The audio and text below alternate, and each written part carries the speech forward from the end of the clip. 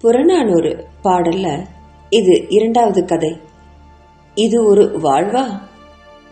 சோழ மன்னன் செங்கானனுக்கும் சேரமான் கணைக்கால் இரும்பொறைக்கும் நிகழ்ந்த போர்ல சோழன் செங்கனான் வெற்றி பெற்றுட்டான்.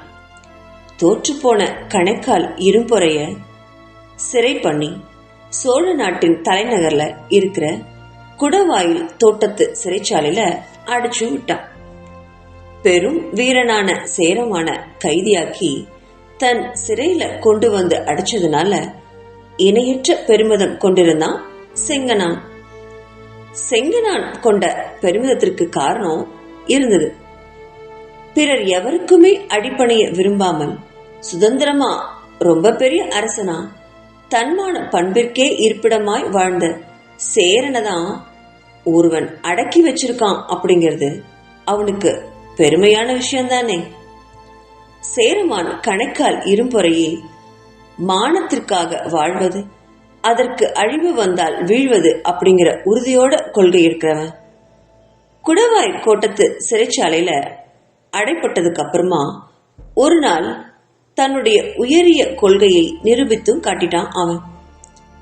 மானத்தை காப்பாத்துறதுக்காக மனுஷன் வாழணும். மானத்தை பறி கொடுத்துட்டு வாழ்றத காட்டிலும் சாகிறதே நல்லது.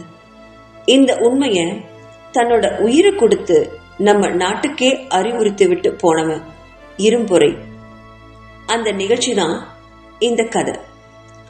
ஒரு நாள் சாயங்காலம் குடவாயிற் தோட்டத்து சிறைச்சாலையில ஒளி மங்கி இருளெல்லாம் சூழத் தொடங்கிய அந்த நேரம் சேரன் இருந்த சிறையின் வாசல்ல சிறைக்காவலன் கையில வேலுடன் குறுக்கும் நெடுக்குமா உலாவிட்டு இருந்தான். சிறைக்குள்ள இருந்த சேரமானுக்கு தண்ணி தாவம் பொறுக்கவே முடியல. நாக்கெல்லாம் வறண்டு போச்சு. ஈரப்பசியே இல்லாம இருந்தது.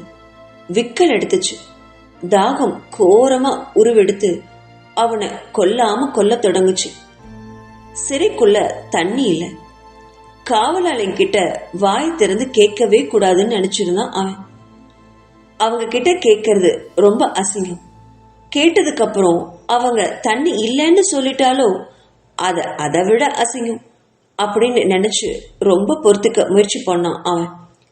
ஆனா தாகத்தோட கொடுமை அவனை பொறுக்க விடவே இல்லை.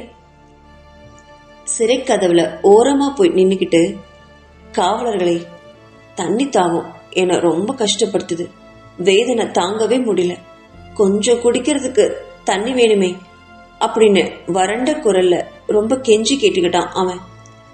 இப்படி அவன் வழியே வந்து தங்க கிட்ட தண்ணி கேட்கறது காவலர்களுக்கு ரொம்ப இருமாப்பா இருந்தது. நேத்து வரைக்கும் தான் நீ சேரமானா இருந்த. பிறரோட ஏவலை செஞ்சு அதை கொண்டு வா, இத கொண்டு வா அப்படின்னு சொல்றதுக்கு உனக்கு தகுதி இருந்தது.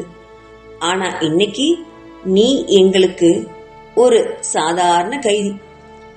நீ சொன்னா அந்த ஏவலுக்கு கீழ்ப்படிந்து நாங்க உடனே தண்ணி கொண்டு வந்து கொடுக்கணுமா? முடியாது.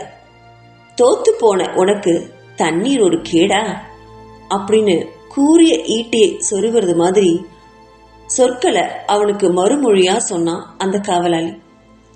அந்த பதில கேட்டு இரும்பொறையோட நெஞ்சம் கொதிச்சு போனது. கைகள் அப்படியே அவங்கள கழுத்தை நெரிச்சு கொன்னுலாம் போல துருதுருன்னு இருந்தது. ஆனா அவர்களுக்கும் அவனுக்கும் இடையில நீண்ட இரும்பு கதவுகள் இருந்துச்சு. அவன் ஆத்திரத்துல அந்த கதவு தடையா நின்னுச்சு. இல்லைனா அவங்க எலும்புகளை நொறுக்கி இருப்பான் சேரமான். ஆனா அதை விட கேவலமான நிகழ்ச்சி என் வாழ்வுல இன்னும் வேற என்ன நடக்கணும்? வாய் திறந்து தண்ணி கேட்டேன். தண்ணி இல்லைன்னு மட்டும் அவங்க சொல்லி இருந்தா கூட பரவாயில்ல. எவ்வளவு அவமானமா பேசிட்டாங்க. கேவலம் அந்த சிறை காவலர் வாயிலிருந்து இவ்வளவு இழிவான சொற்களை கேட்கும்படி ஆயிடுச்சே நம் கதி. இப்படி நாம் வாழ்றத காட்டிலும் சாகிறது எவ்வளவோ மேல். இழிந்த நாயை சங்கிலியால கட்டி இழுத்து கொண்டு வர்றது மாதிரி என்னையும் விலங்கிட்டு இந்த சிறைச்சாலைக்கு இழுத்து வந்தாங்க. அப்போதே மானஸ்தான என் உயிர் போயிருக்கணும். ஆனா போகல. பிச்சை கேட்பது போல இவன் கிட்ட தாகத்துக்கு தண்ணி கேட்டேன். நம்மை விட எவ்வளவோ தாழ்ந்தவர்களாகிய இந்த சிறை காவலர்கள் வாயிலிருந்து உனக்கு தண்ணீரெல்லாம் ஒரு கேடா அப்படிங்கிற வார்த்தையை வாங்கி கட்டியாயிடுச்சு. இன்னும் நான் உயிர் வாடுறதுல என்ன அர்த்தம் இருக்கு? இரும்புறையின் மனதை கசங்கி பிழிஞ்சது அந்த வார்த்தை.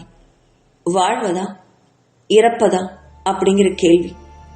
இதற்குள்ள வெளியே இருந்த சிறை காவலர்கள இலகிய உள்ளம் படிச்ச ஒருவன் மற்றொருவன் கிட்ட சொன்னான், ஐயோப்பா, அந்த மனுஷன் தவிச்ச வாய்க்கு தண்ணீர் இல்லாம திண்டாடுறாரு. நீங்கெல்லாம் நெருப்ப வாரி வீசுறத மாதிரி இப்படி கொடுமையான சொற்களை பேசிட்டு இருக்கீங்களே, இதுவா மனுஷ பண்பு? நீ கொஞ்சம் பாத்துக்குப்பா, நான் போய் அவருக்கு தண்ணி கொண்டு வரேன் அப்படின்னு ரெண்டாவது காவலன் சொன்னான். சரி, உன்னோட விருப்பத்தை நான் ஏன் கெடுக்க போறேன், போ போய் அவனுக்கு தண்ணீர் எடுத்துட்டு வந்து கொடு, அந்த புண்ணியத்தை நீ சம்பாதிச்சுக்கோ அப்படின்னு சொன்னா அந்த முதற் காவலன்.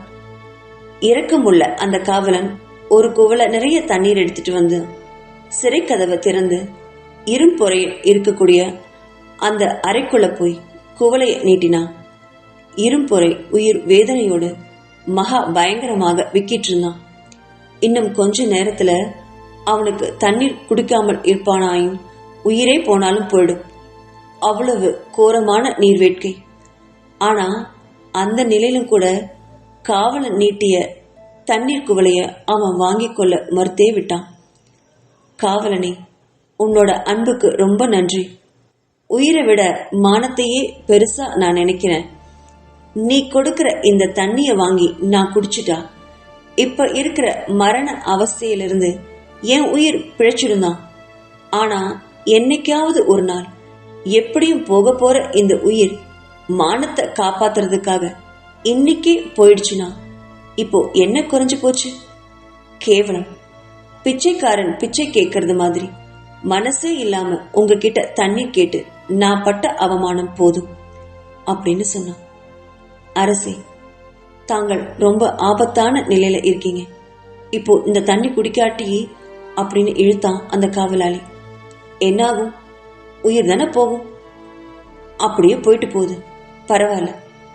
பிறர்கிட்ட தோற்று அடிமையாகி மானம் இழந்து வாழும் இந்த வாழும் ஒரு வாழ்வா அப்படின்னு நினைச்சு மானத்திற்காக உயிர் நீத்தான் கணைக்கால் இரும்பொறை அப்படின்னு எதிர்காலம் சொல்லட்டுமே. இரும்பொறை கண்டிப்பாக காவலன் கொண்டு வந்த அந்த தண்ணீரை பருகுவதற்கு மறுத்தே விட்டான். இனி வற்புறுத்தல பலனே இல்லை அப்படின்னு நினைச்ச காவலன் வெளியே போனான். சிறை கதவு மூடப்பட்டுச்சு.